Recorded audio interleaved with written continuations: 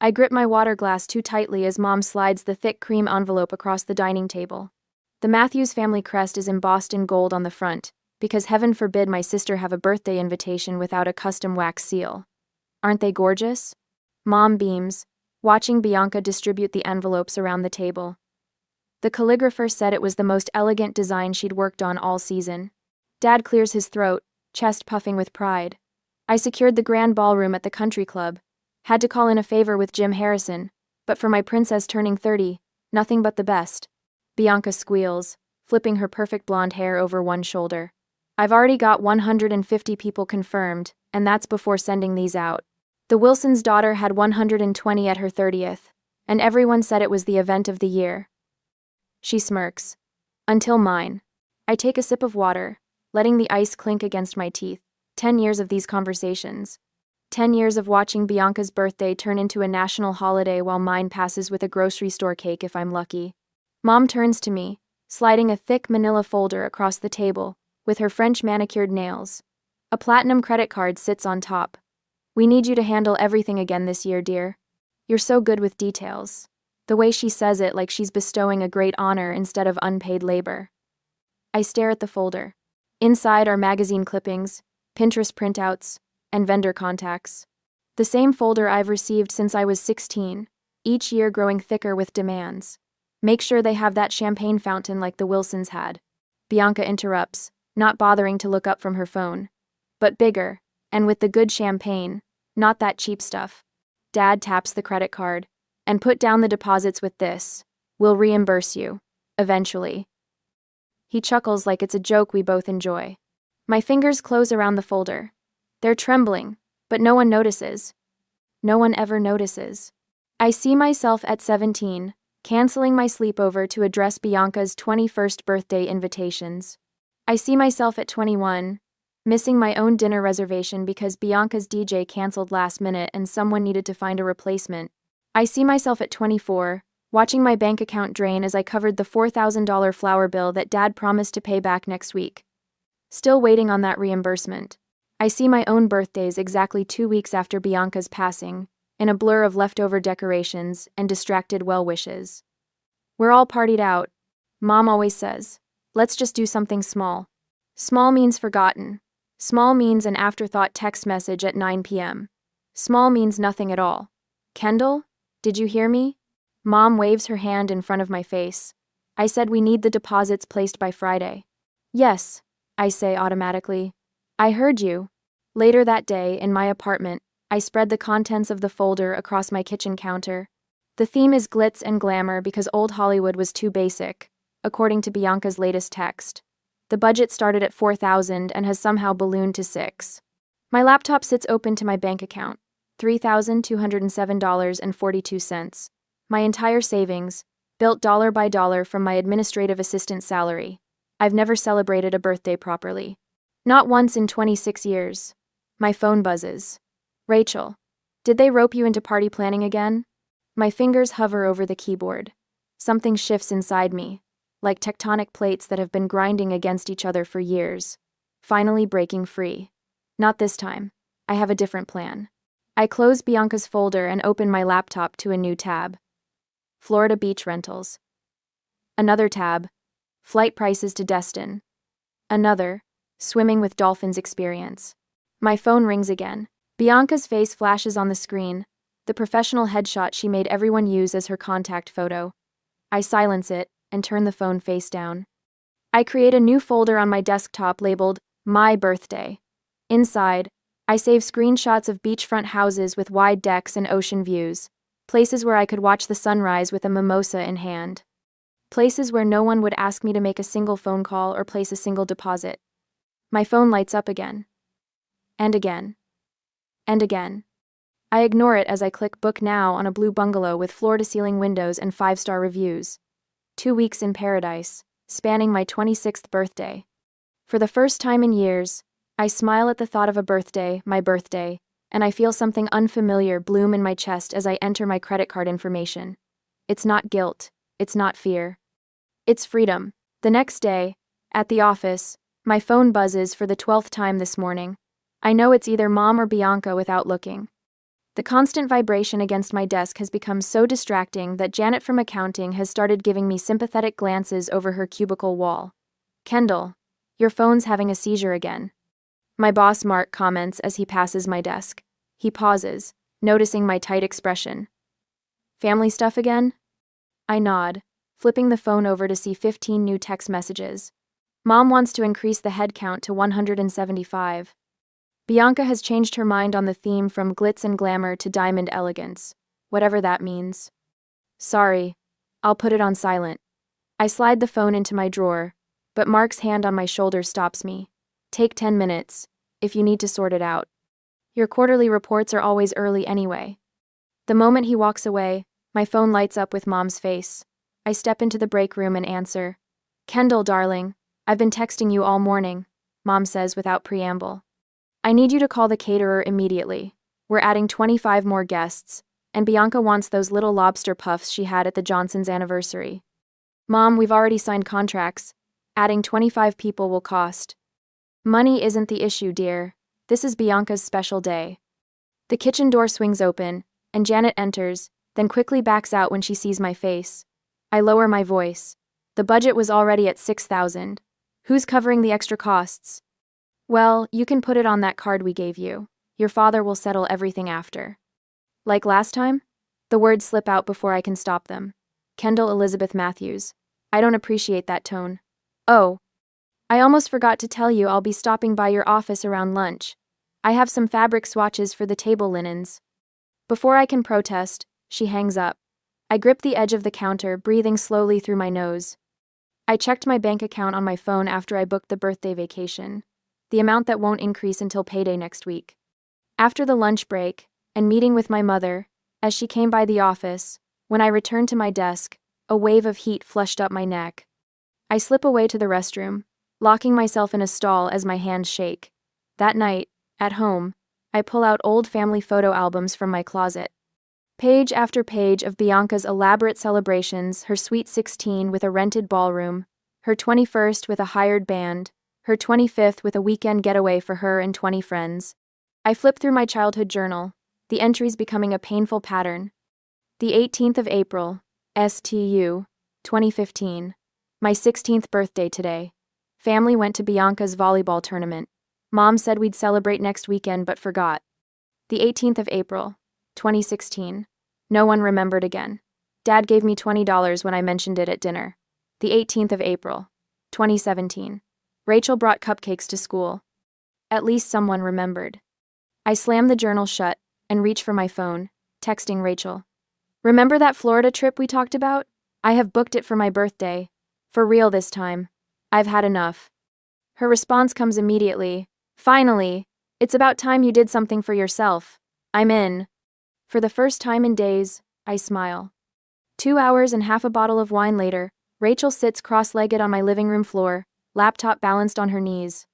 So you're really going to do this? She gestures at my screen where the Blue Beach bungalow reservation confirmation glows. Just disappear for your birthday and let Bianca's party crash and burn? I nod, pulling up fake vendor contracts I've been creating all evening.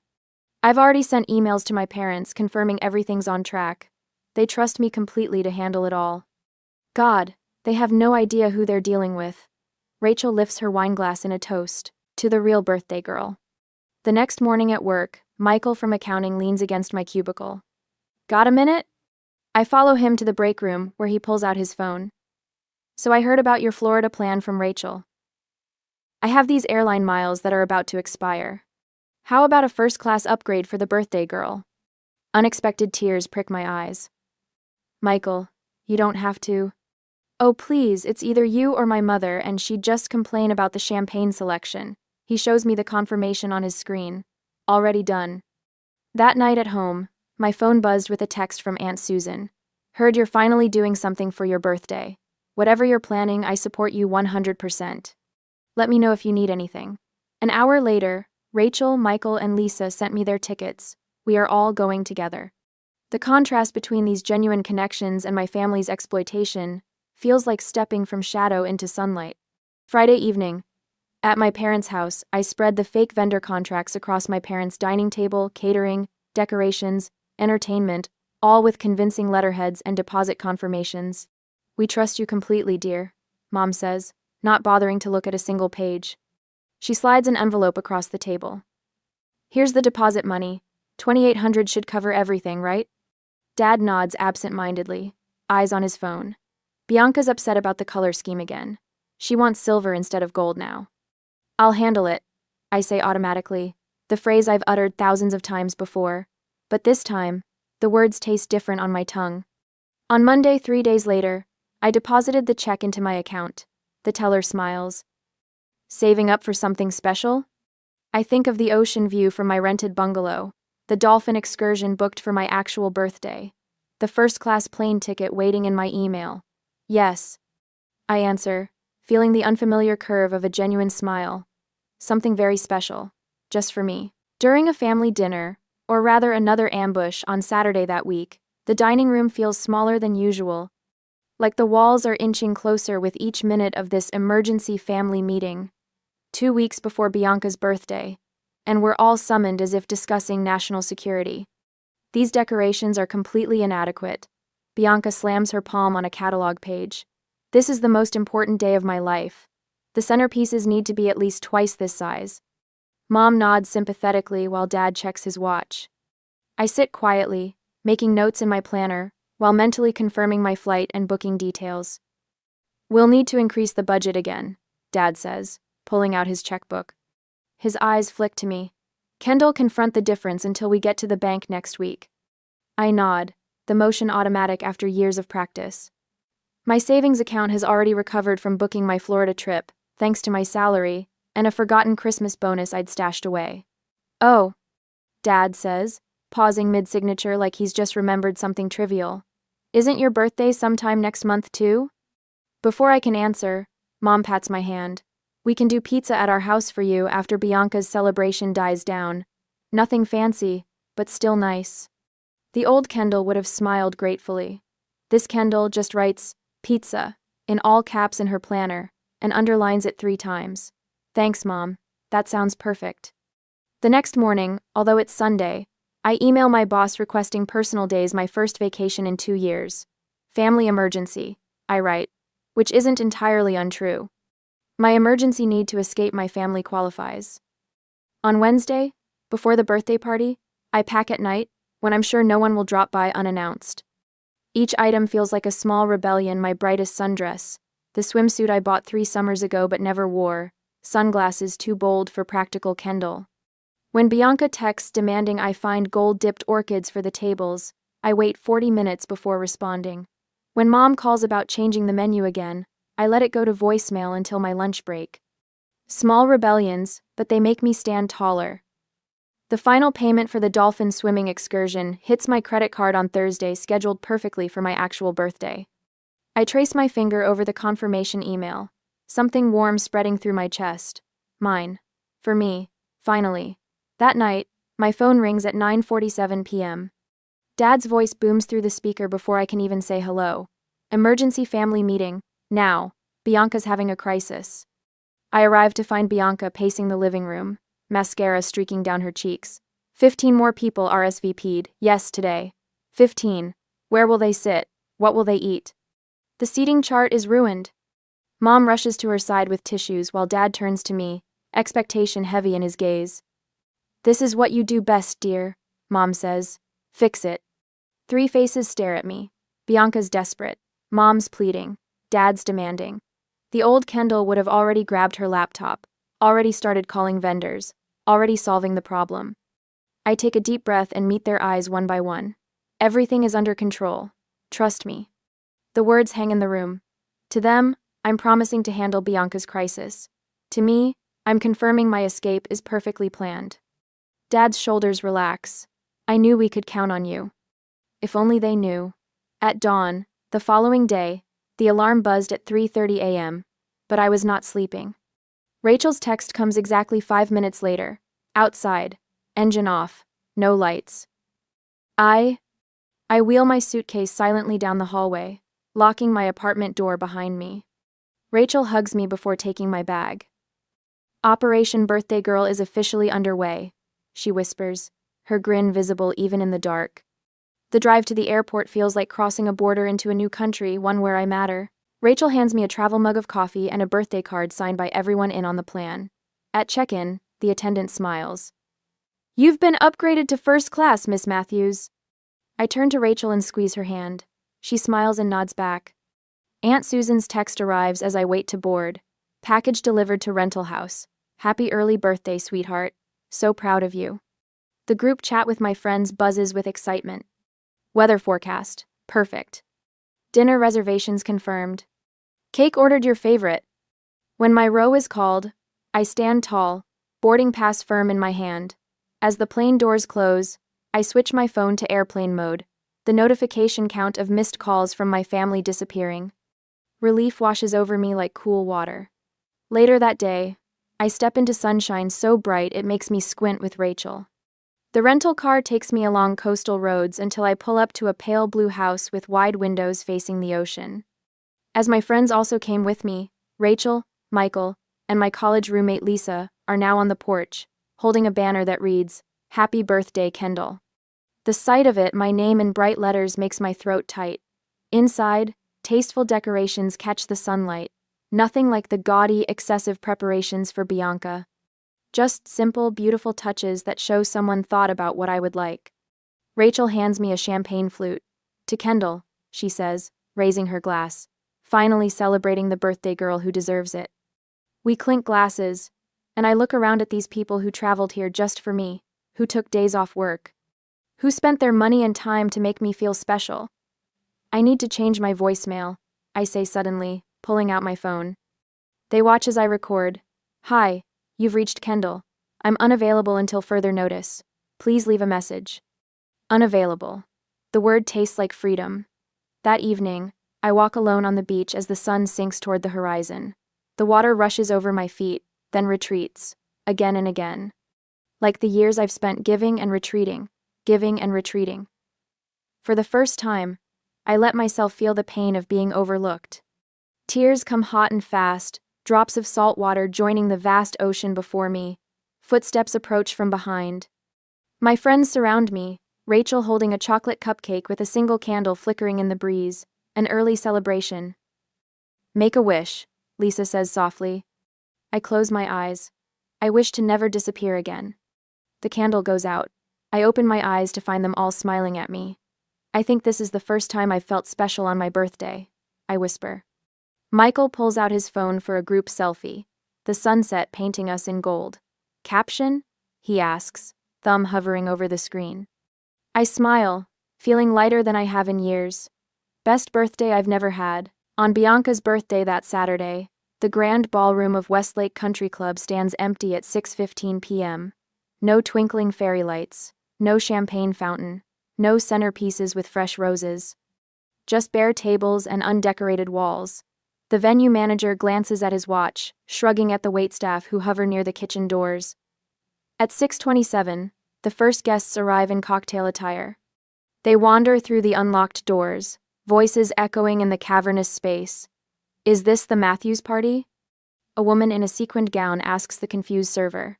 "No setup has been scheduled for today," he replies, checking his clipboard. "We have nothing on the calendar." By 6:45, the parking lot fills with luxury cars and confused attendees. Small clusters form as guests check their invitations, confirming the date and time. At exactly 7 o'clock, Bianca makes her entrance through the double doors. Her custom-made gold gown catches the fluorescent overhead lights as her expression transforms from regal anticipation to horror. "Where is everything?" Her voice rises sharply. "Where are the decorations? The bar? The DJ?" She spins toward our parents, who stand frozen just inside the doorway. Mom fumbles for her phone, frantically dialing the venue manager's number. "There must be some mistake," she says, voice trembling as the manager approaches. "We booked weeks ago. My daughter handled all the arrangements." "I'm sorry, Mrs. Matthews," he says, reviewing his tablet. "We have no record of any reservation for tonight. Nothing has been booked, and no deposits were placed. .com. Dad steps forward, reaching for his wallet. "There's been a misunderstanding. I can pay now whatever premium necessary." The manager's expression remains professionally sympathetic. "Sir, we're fully booked tomorrow with a wedding." We have no staff scheduled tonight, no catering prepared, and the decorating crew isn't here. There's nothing available. As in it mind, Dio.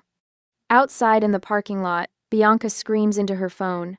Kendall, answer your damn phone. What have you done? Her mascara runs in black rivulets down her flushed cheeks. She stabs at the screen again and again, each call going straight to voicemail. Mom paces between confused guests, phone pressed against her ear. Kendall, this is your mother. Call me immediately. Your sister's party is. There's been some kind of, just call me back. Her voice cracks as she hangs up and immediately redials. Maybe she had an accident. Dad suggests, loosening his tie as sweat beads on his forehead. Should we call the hospitals? I posted the invitations on my story last week, Bianca wails as friends awkwardly pat her shoulder. Everyone will know my birthday was ruined. Mom gathers herself, addressing the growing crowd. We're moving the celebration to our home. Please follow us there. But guests are already drifting toward their cars, making excuses about babysitters and early morning commitments. By 8:30, Bianca sits on our parents' couch scrolling through her phone, sobbing afresh. Marissa already posted about the birthday disaster. It's all over Instagram.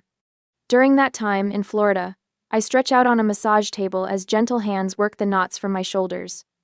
Ocean waves provide the soundtrack through open windows, and I haven't touched my phone in hours. Best birthday gift ever, I murmur as the masseuse works on a particularly tight spot between my shoulder blades. In the beach house kitchen, Rachel screens my messages, fielding the 20th call from my mother. Still, no answer. She tells Michael and Jen, who arrange a birthday breakfast tray with fresh fruit and mimosas. Should we show her any of these? Michael asks, holding up my phone as it buzzes again. Rachel shakes her head. Not yet. This vacation is for her only. Days later, when my actual birthday comes, at sunrise with my friends, I pose with my mimosa against the brilliant orange sky, salt spray in my hair and genuine joy on my face. Rachel captures the moment perfectly. Caption? She asks, showing me the photo. I think for a moment. 26 years later, finally celebrating ME. Hashtag my birthday my way.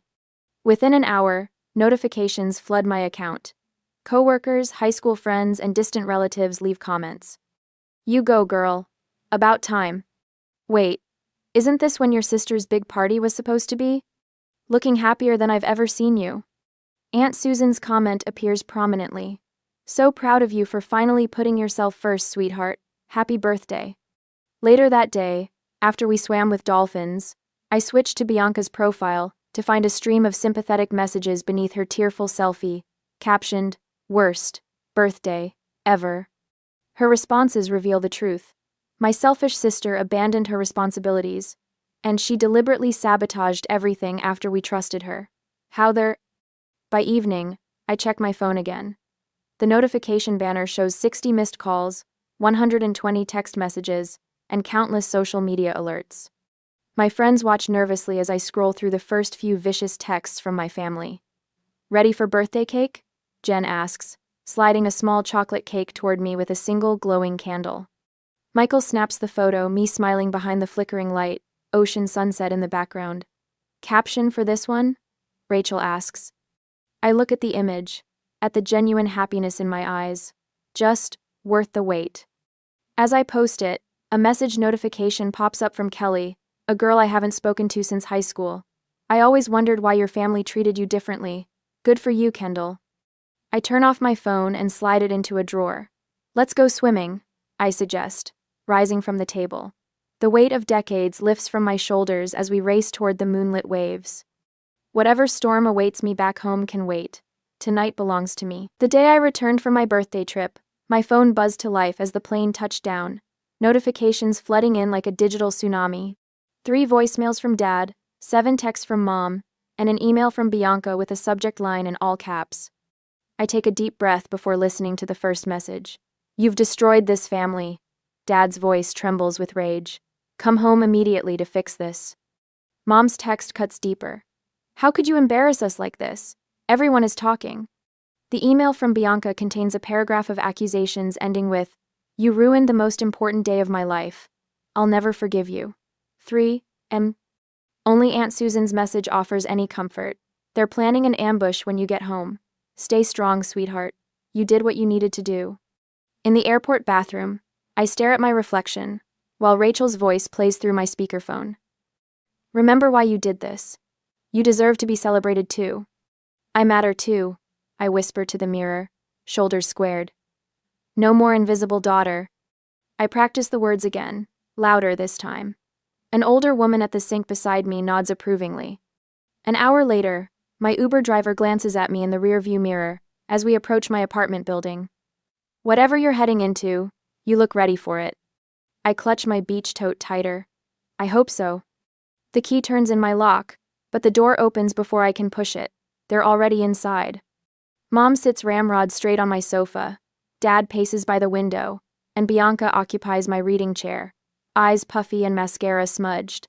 How could you be so selfish and childish? Mom launches her attack before I've fully entered. Her voice pitches higher with each word. Dad stops pacing, hands shoved deep in his pockets. We raised you better than this, Kendall. You've always been jealous of me. Bianca's voice breaks on a theatrical sob. I set my bag down slowly, deliberately closing the door behind me. They expect me to crumple, to apologize, to beg forgiveness. I remain standing while they sit. I've been planning my sister's birthdays since I was 15. I begin, my voice steadier than I expected. I've canceled my own plans, used my savings, and spent countless hours making sure Bianca's special days were perfect. Mom opens her mouth, but I hold up my hand. I'm not finished. The words come out sharper than I intended. I pull out my phone and open my calendar app. Here are the last 11 years of our birthdays. See these highlighted dates? Those are Bianca's celebrations. Notice anything about the dates 2 weeks later? My birthdays? I turn the screen toward them. No highlights. No events. Nothing.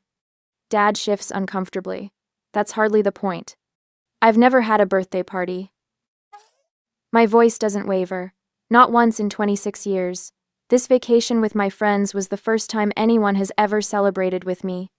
I pull out a folder organized, just like the one they've handed me for years. Here's a list of expenses I've covered for Bianca's parties.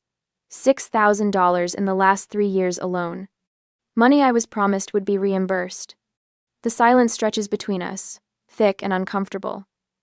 Birthdays aren't important at your age anyway, Mom finally says, waving her hand dismissively. Dad's face hardens. After all we've done for you, this is how you repay us? By humiliating your sister in front of everyone we know? You've always been the boring one, Bianca sniffs. Who would even come to your party? Their words hang in the air, revealing the truth I've always suspected but never wanted to believe. I feel something inside me snap clean, like a rubber band stretched beyond its limit. I spent my birthday with people who actually celebrate me, I say quietly. People who see me as more than just Bianca's backup plan. Mom blinks rapidly, surprised by my calm defiance. Dad's mouth opens and closes without sound. I need my apartment key back. I hold out my hand to Mom, who fumbles in her purse, suddenly unsure. From now on, my birthday will be acknowledged just like Bianca's. I keep my voice even as the key drops into my palm. Either we rebuild this relationship with mutual respect, or we don't have one at all. You can't be serious, Dad sputters. After everything. I am completely serious. I move toward the door and open it wide. I think you should leave now. They rise slowly, disbelief etched across their faces. Mom pauses in the doorway. We should discuss this when you're thinking more clearly. I've never thought more clearly in my life. I meet her gaze without flinching. One by one, they file out. Bianca throws a final glare over her shoulder. I close the door firmly behind them and slide the deadbolt into place. In the sudden quiet of my apartment, I press my back against the door and slide down until I'm sitting on the floor. My hands tremble as the adrenaline ebbs, but for the first time in years, the trembling doesn't feel like weakness. It feels like freedom. A year later, during my birthday party, the doorbell chimes as I adjust the string of twinkling lights draped across my living room. My apartment, once a utilitarian space, now bursts with colors. I've chosen vibrant yellows and coral accents that would have terrified the old Kendall. I smooth my hand over the new haircut. I finally had the courage to try shorter, with caramel highlights framing my face. Birthday girl! Rachel swoops in with a homemade cake, followed by Michael and 3 other friends.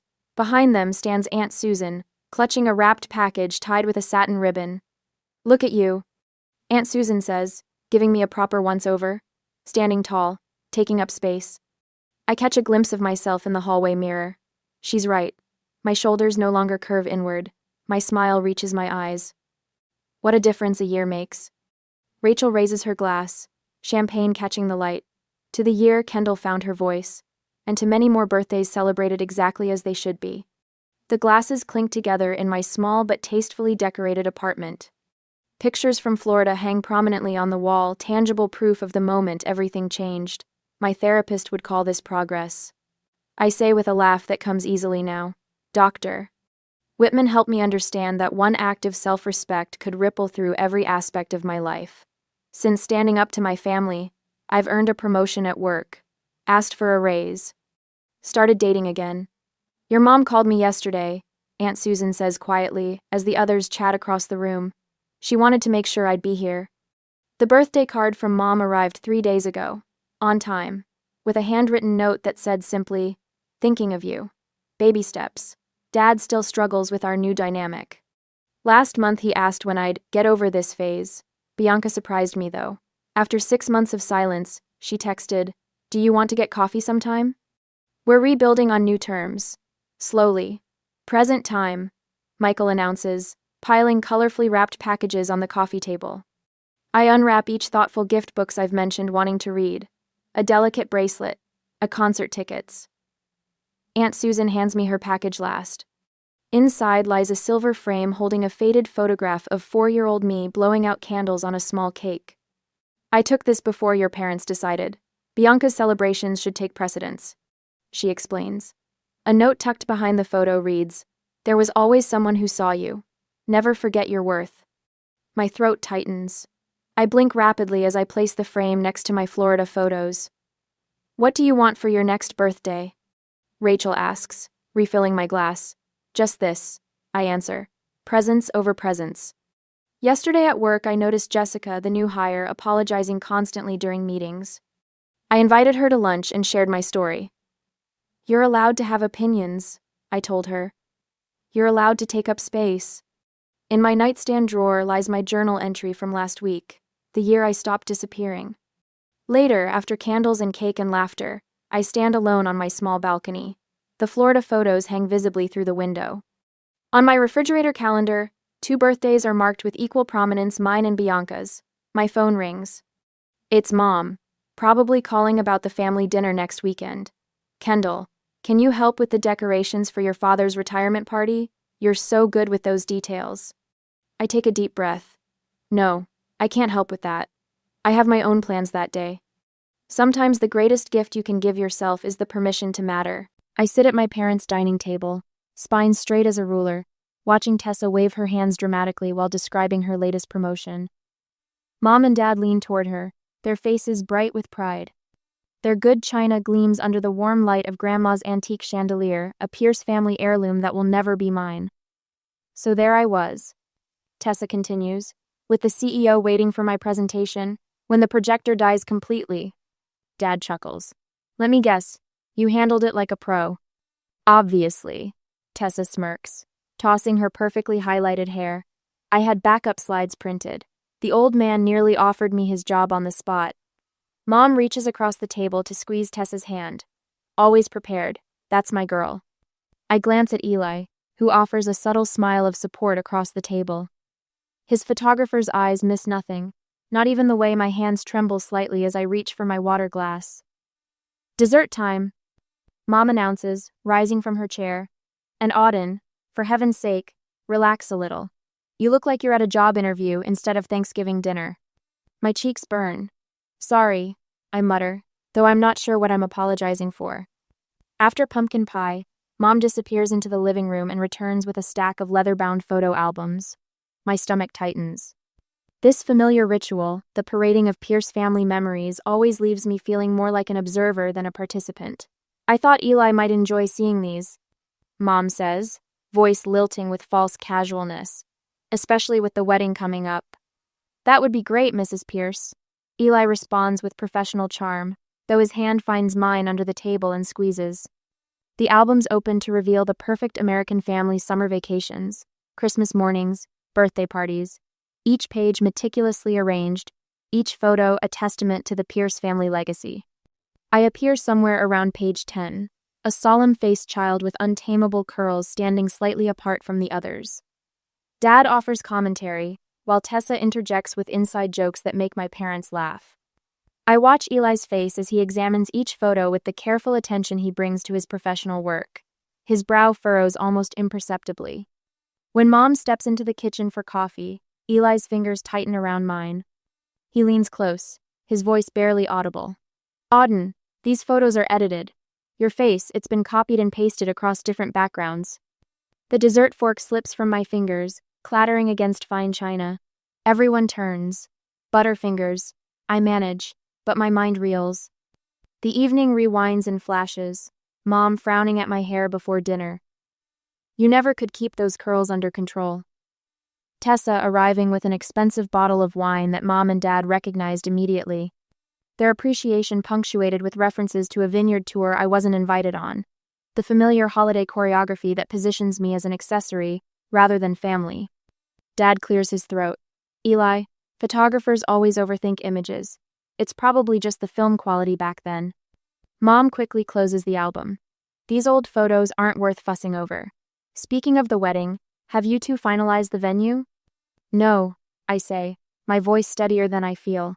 My heart pounds against my ribs, but something inside me hardens. "I want to see those photos again." Tessa jumps in, her smile too bright.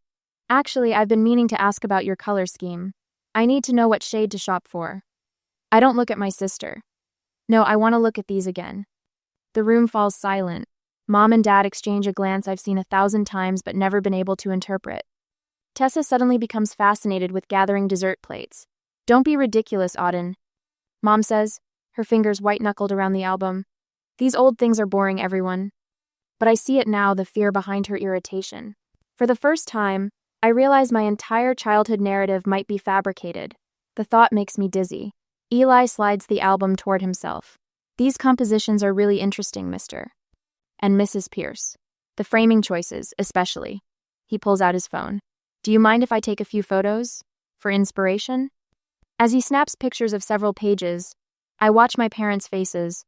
The mask of parental indulgence slips just enough for me to see what's underneath panic.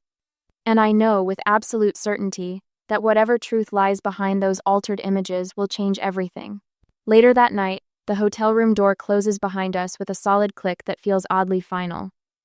Eli sets his laptop on the desk while I pace the worn carpet, my mind still reeling from dinner. Without a word, he connects his camera to the computer and downloads the photos he took of my family albums. "Are you sure about this?" I ask, my voice barely audible above the hum of the heating unit. Eli looks up, his expression gentle but determined. "You deserve to know, Auden." I nod and perch on the edge of the bed, watching as his fingers fly across the keyboard. The professional software he uses for his photography work fills the screen with complicated menus and options I've never understood. Within minutes, he has several photos open side by side. "Look," he says, turning the screen toward me. "See how your face is positioned exactly the same way in these 3 different occasions? Same angle, same expression, same lighting, even though the backgrounds are completely different." My throat constricts as I stare at the evidence. It's undeniable. The summer barbecue, Christmas morning, and beach vacation photos all feature the exact same image of my face, digitally inserted into different scenes. "That's not possible," I whisper, though the proof is right before my eyes. "The software confirms it," Eli says, pointing to numerical values I don't understand. "The facial recognition matches are identical, literally 100%.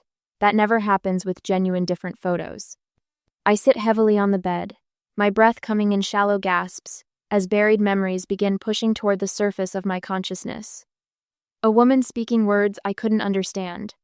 Someone telling me to forget what? "There's more," Eli says, his voice tight. "This vacation photo?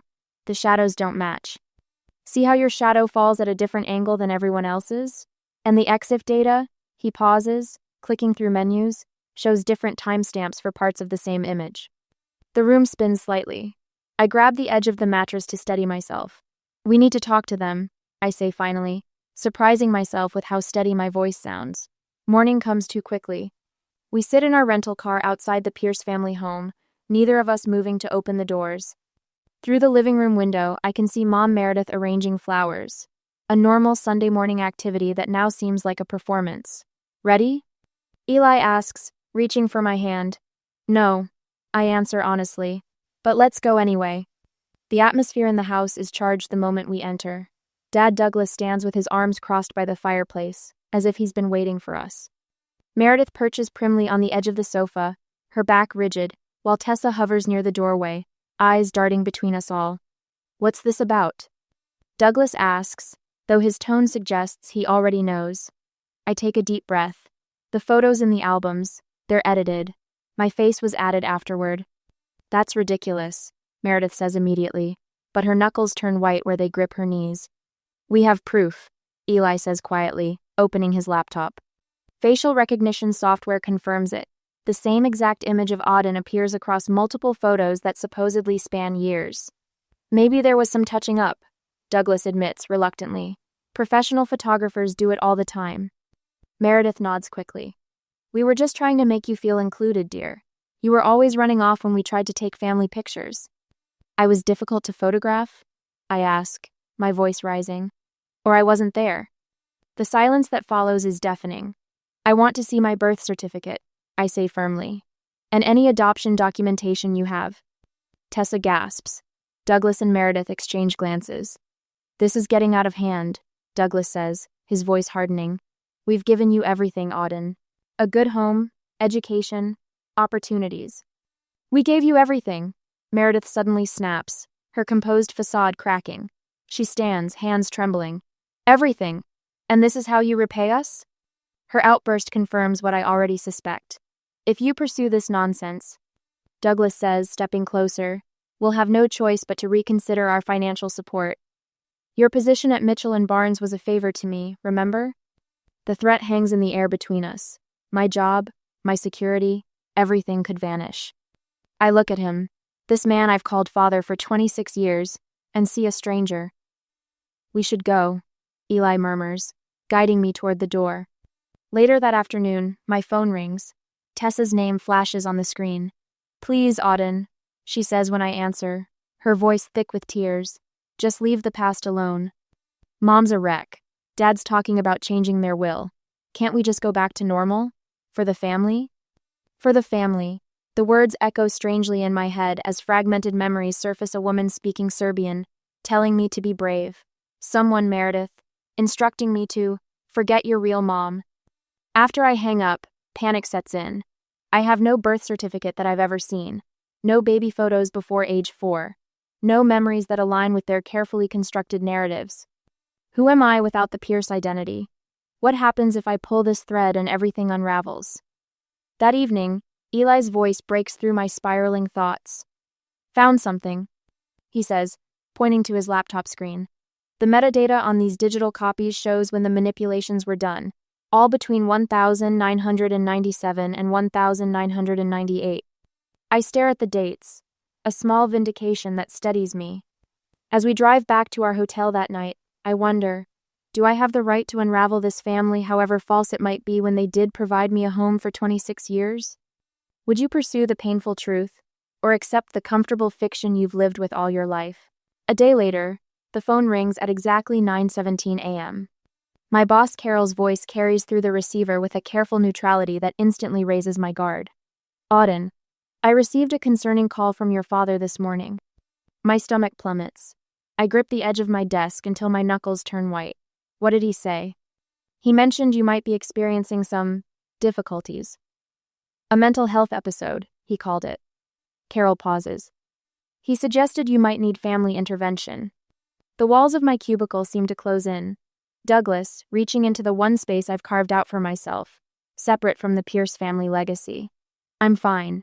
I manage, though my voice sounds thin even to my own ears. There's been a family disagreement, that's all. If you need time off. I don't. The words come out sharper than intended. Thank you for your concern, but I'm perfectly capable of doing my job. After hanging up, I check my phone. 3 missed calls from Tessa, 2 from Mom. I ignore them all, typing furiously instead to Eli. They're coming after my job now. His response comes seconds later.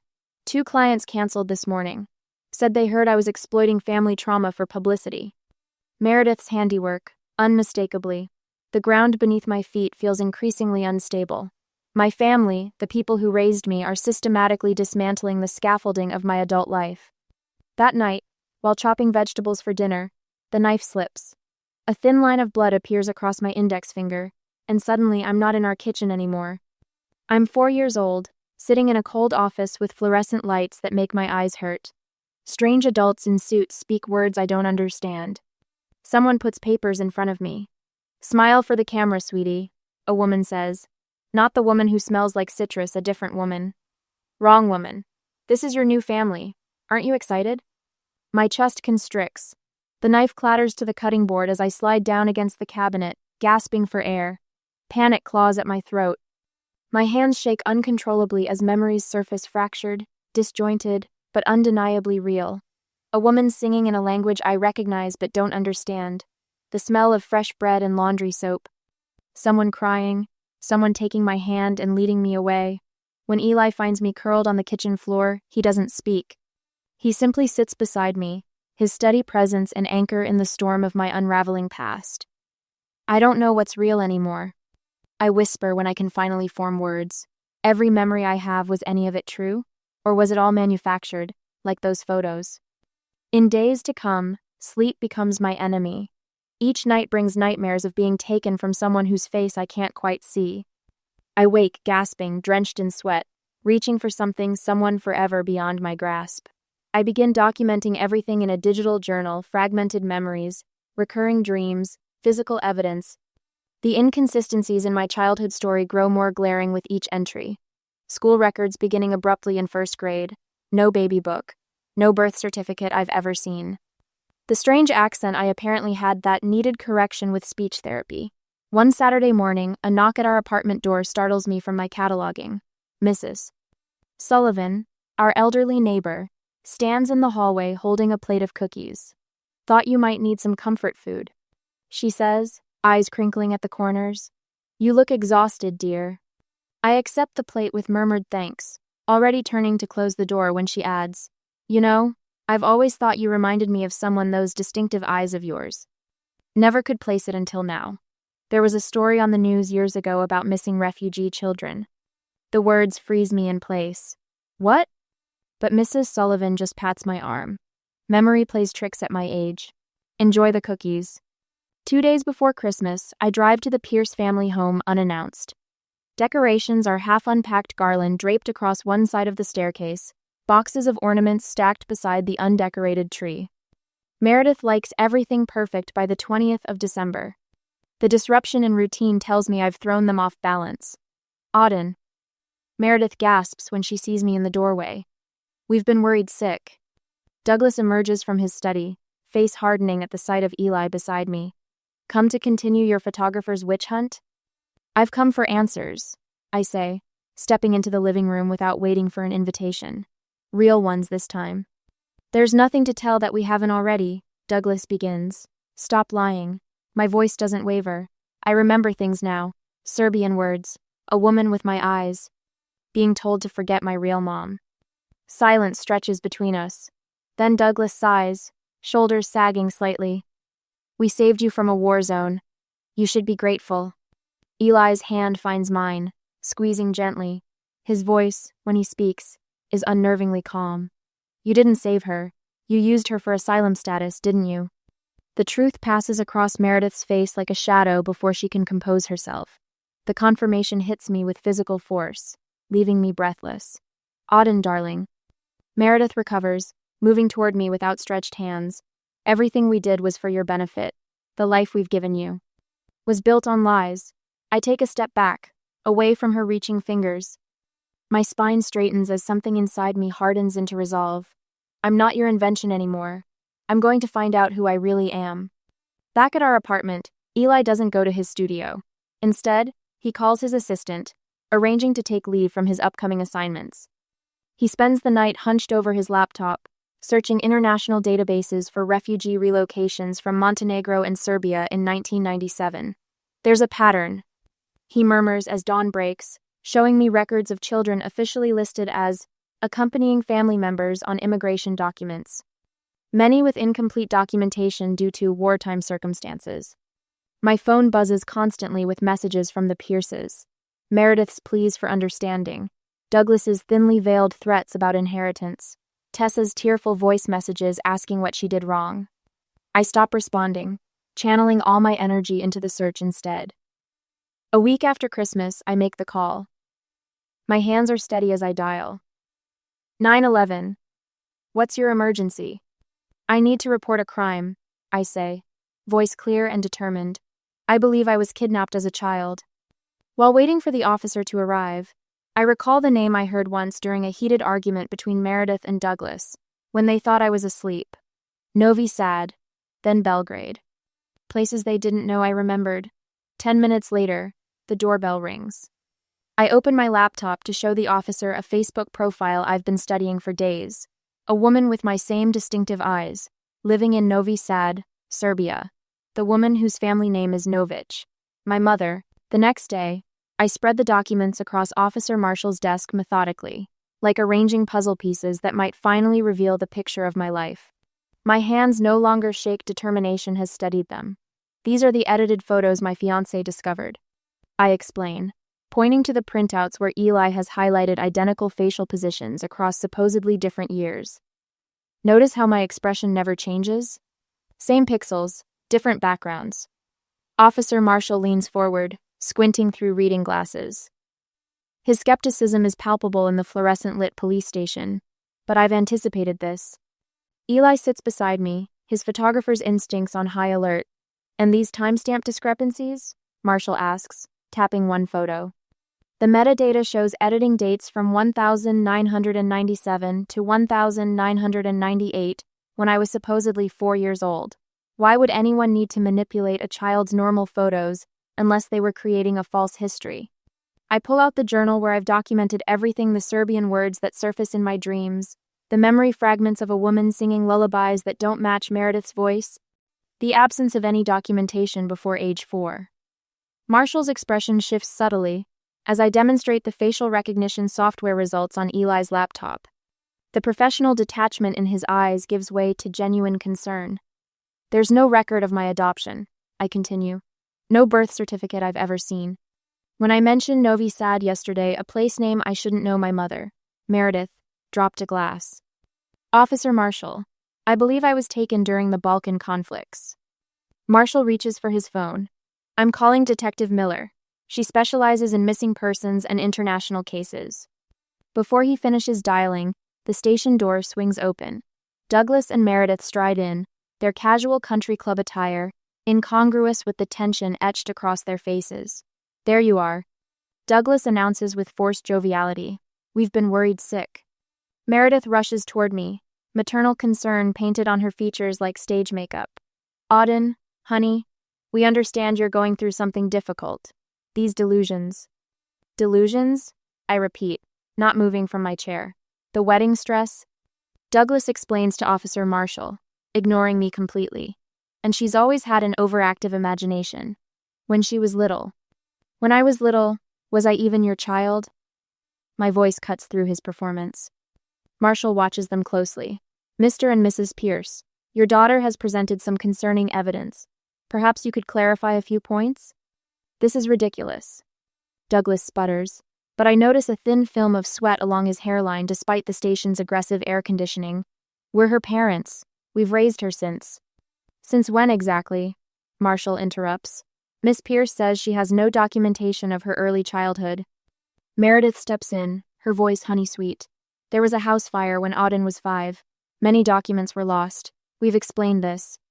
First time I'm hearing about any fire, I say quietly. Douglas shoots Meredith a warning glance, but she's already talking again, words tumbling out too quickly. The adoption was private, international. Things were different back then. The paperwork wasn't as stringent. So there was an adoption? Marshall clarifies, making notes. Of course there was. Tessa's voice startles us all. She stands in the doorway, winter coat unbuttoned, cheeks flushed from the cold. My parents went through proper channels. They still have all the documents at home. even their Yugoslav passports from when they traveled to. Meredith's sharp intake of breath stops Tessa mid-sentence. Yugoslav passports? Detective Miller asks from behind Tessa, having arrived unnoticed during the commotion. I thought you said the adoption was handled through American agencies, Mr. Pierce. The room falls silent. Douglas's face hardens into something I've never seen before. Not anger, but fear.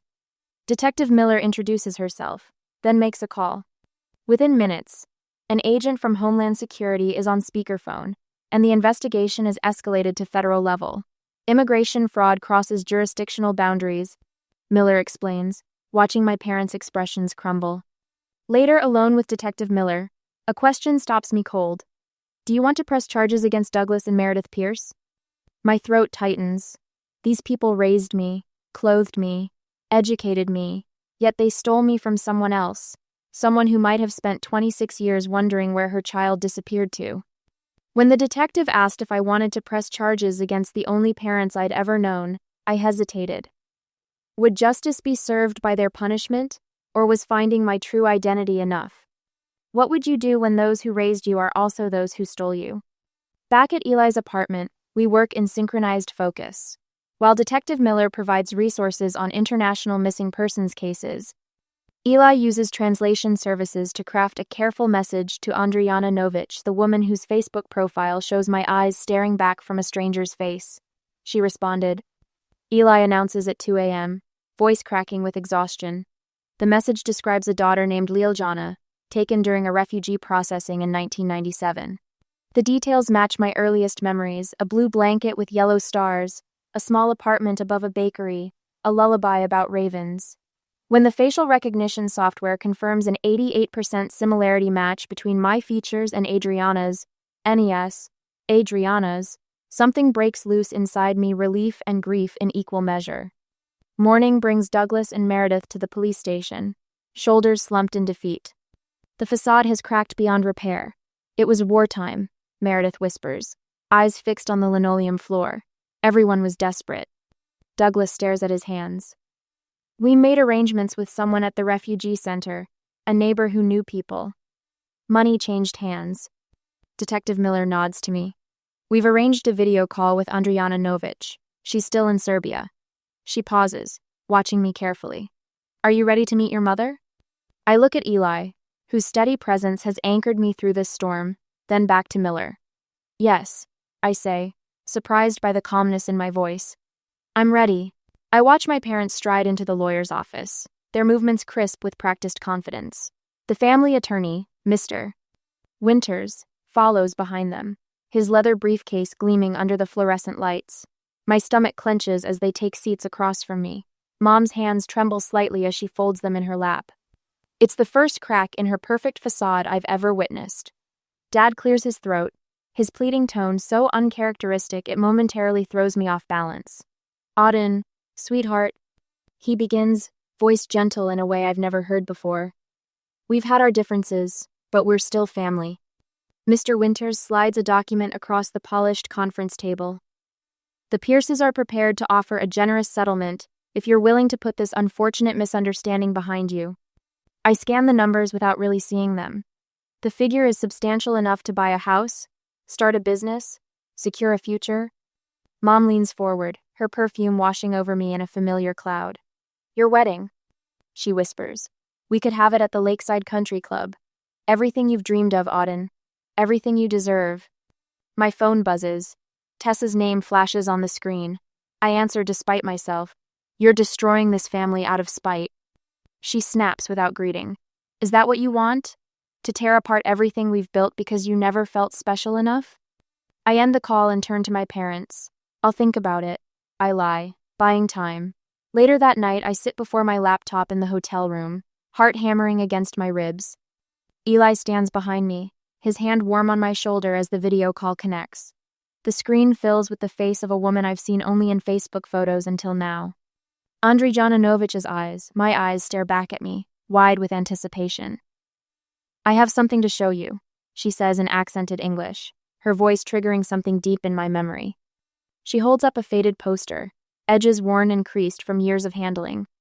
A child's face stares back at me, my face, round-cheeked with those distinctive eyes, Beneath a headline in Serbian and English, "Missing, Ljiljana," Adriana says softly. The name crashes through me like a wave breaking against stone. Memories cascade through the cracks, the scent of citrus and cinnamon in a small kitchen, lullabies sung in a language I no longer speak, sunlight streaming through thin curtains in a modest apartment. "That's me," I whisper, the truth of it settling into my bones. "Yes," she confirms, tears streaming down her face. "My Ljiljana." A knock at the door announces my parents' arrival. They enter cautiously, eyes darting between the screen and my face. "We gave you everything," Mom Meredith says, voice cracking. I stand, drawing strength from Eli's presence behind me, from Adriana's watchful gaze on the screen. "You didn't give me everything," I say, my voice steady and clear. "You took everything: my identity, my mother, my history. You stole my life and replaced it with a fiction." 4 days later, I sit beside Andrijana in a sterile meeting room at the Federal Immigration Office. American flags stand in the corners. Official portraits line the walls. The table between us holds a stack of documents, evidence of a life interrupted, of international fraud spanning decades. Andrijana places an original birth certificate on the table. "Ljiljana Novic," she says, pointing to the name. "Born in Belgrade, 1994, but shortly after we moved to Novi Sad." The Pierces sit across from us, their lawyer now flanked by their own attorney. Meredith collapses into her chair when the federal agent enters, while Douglas stands straighter, his jaw clenched. "We saved her," he insists, gesturing toward me. "There was a war. Children were dying. We gave her a better life." The agent, a woman with iron gray hair and piercing eyes, doesn't flinch. "What you gave her was a stolen identity.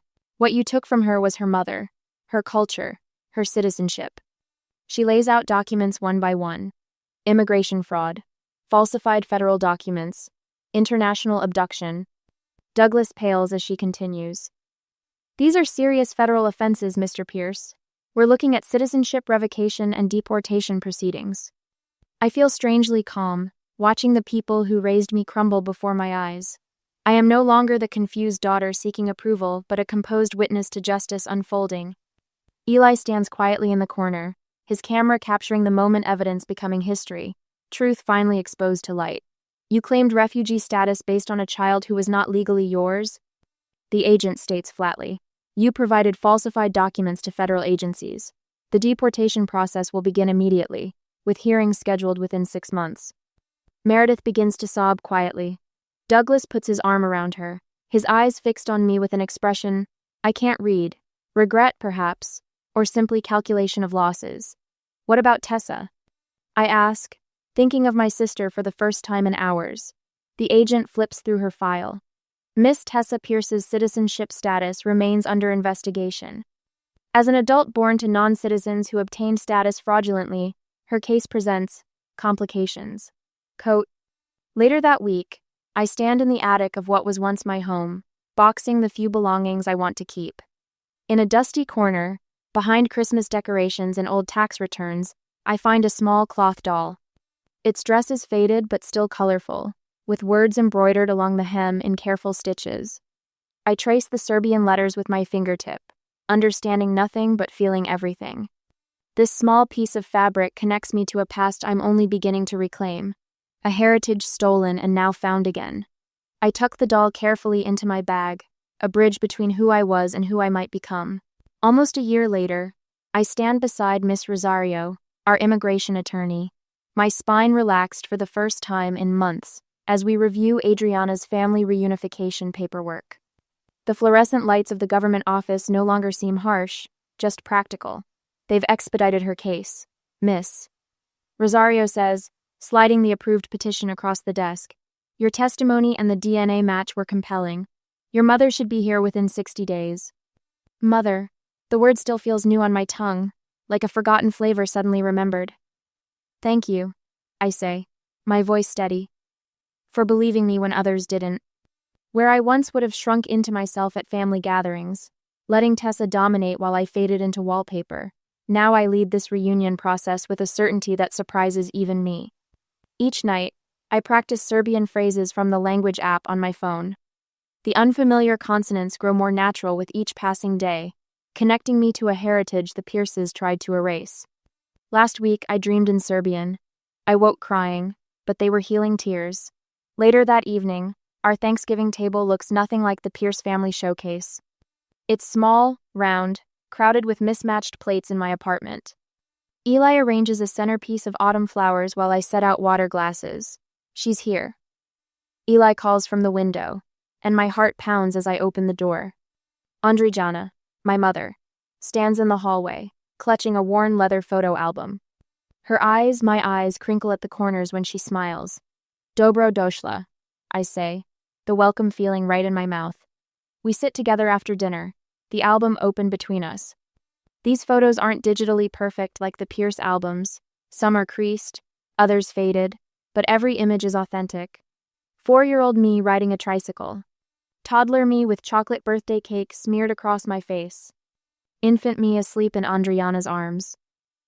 This was our apartment in Novi Sad, Adriana says, pointing to a sunny balcony where potted geraniums bloom. You love to help water the flowers. Eli watches us, his photographer's eye capturing candid moments on his camera. When Adriana asks about our wedding plans, I answer naturally. I'm Auden, I tell her, born Yiljana. Both are true now. The evening of our engagement party arrives with spring sunshine. Our small backyard fills with friends, fairy lights strung overhead as dusk approaches. Andrijana arrives carrying a tray of pastries, the sugar dusting her fingers. Kifle, she says, setting them on the table. With walnuts and apricot, the bakery where I work let me use their kitchen. The scent hits me with the force of memory, sweet, buttery, foreign yet familiar. The smell reminds me of home even though there was a war, she says, her accent wrapping around the words. Her eyes meet mine across the table. Now I have home again. A week later, I stand at the mailbox, a stack of wedding invitations in my hands. The first envelope already journeys to Andrijana's apartment across town. Inside each cream-colored card, our names are printed in dual languages, English on one side, Serbian on the other. The translation feels right, a bridge between worlds rather than a division. My phone buzzes with a text message from Tessa. Can we talk, please? I slide the phone back into my pocket without answering. Not yet. Maybe someday. On my desk at home sits a brochure for international adoption advocacy. The organization helps families separated by war and immigration battles. They've asked me to speak at their fundraiser next month. Another bridge to build. The final invitation remains in my hand, addressed but unsealed. The Pierces. My fingers trace the embossed lettering as questions rise in my mind. As I seal the envelopes for our wedding invitations, I wonder about forgiveness. Is there room in a rebuilt life for those who once tore it down? Or is it wiser to close certain chapters completely? What would you do? Extend an olive branch, or protect the peace you finally found? I drop the last envelope into the mailbox. Whatever comes next, I face it as both Auden and Liljana whole at last.